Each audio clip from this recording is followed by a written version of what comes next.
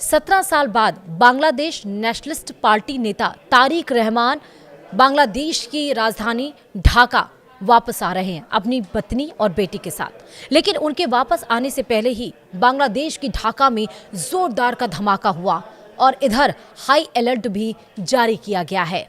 और क्या रहमान यानी कि तारिक रहमान के आने से सियासी हलचल भी बढ़ गई है?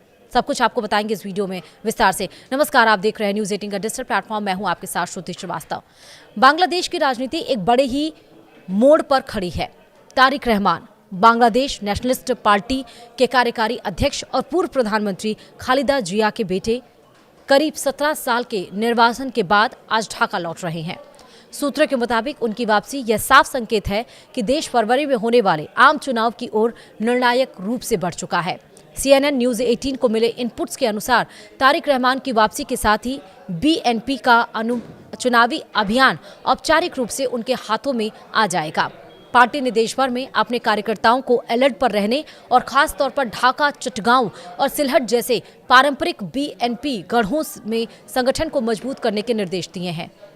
तारिक ने UK से निकलने पर X पर पोस्ट किया और लिखा, मातृभूमि की ओर इंटेलिजेंस एजेंसियों ने चेताया कि तारिक रहमान की हाई प्रोफाइल वापसी के दौरान बड़े पैमाने पर सड़क पर रैली, काउंटर प्रोटेस्ट और हिंसा की आशंका है।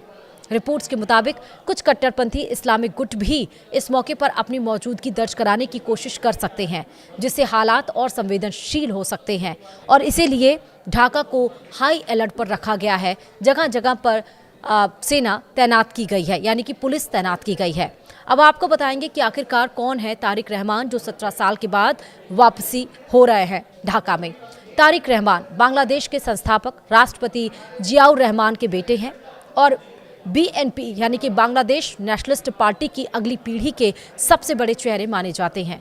वह 2008 से लंदन में रह रहे थे और इस दौरान कई मामलों में दोषी साबित होने के चलते देश से बाहर थे, जिनमें मनी लॉन्ड्रिंग और तत्कालीन प्रधानमंत्री शेख हसीना पर हमले से जुड़े आरोप शामिल थे।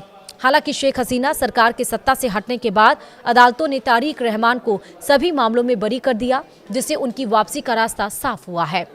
वहीं बांग्लादेश नेशनलिस्ट पार्टी के अंदर तारिक रहमान की वापसी को एक टर्निंग पॉइंट माना जा रहा है। पार्टी सूत्रों के अनुसार वह न सिर्फ चुनावी रणनीति की कमान संभालेंगे, बल्कि पार्टी की कमजोर होती वित्तीय स्थिति, संगठनात्मक ढांचे और सहयोगी दलों के साथ रिश्तों की भी समीक्षा करेंगे।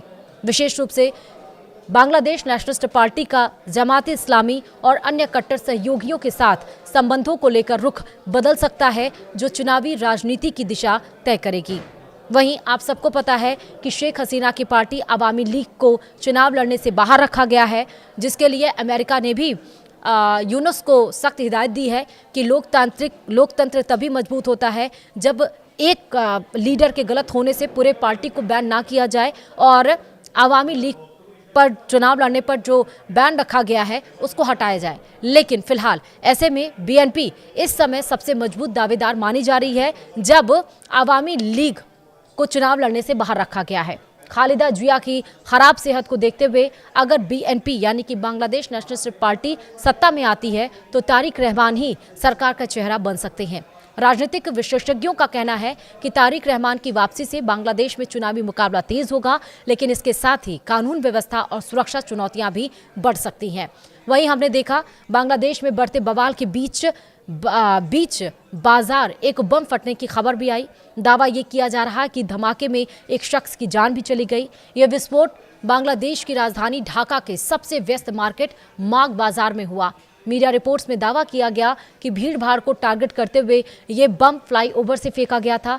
ये इलाका जमात इस्लामी का गढ़ बताया जाता है। यहीं पर पार्टी का दफ्तर भी है। फिलहाल विस्फोट में एक की जान जाने और कई लोगों के घायल होने की रिपोर्ट्स भी आई है।